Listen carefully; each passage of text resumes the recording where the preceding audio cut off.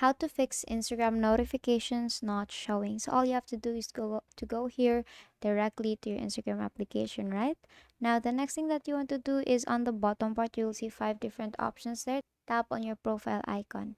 Now the next step is on the upper right, you'll see three dash lines there. Tap on the three dash lines and tap on settings.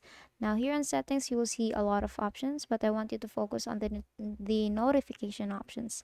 Now if you tap on that, maybe you are facing a problem. Let's say you're not receiving any notification from Instagram, and that is because you have paused all the notification. All you have to do is to toggle that off and then tap on your quiet mode here, because maybe you've actually set it to quiet mode, and toggle that off too. Now let's say you've already done that and there's still no notifications coming out. Now the last option that you want to do is to go here to your settings and look for Instagram. Now here, and tap on notifications under here, and you make sure you have allowed your phone to receive notifications from Instagram. You have toggled that on, and basically that is how you fix Instagram notifications not showing. And that is all for today.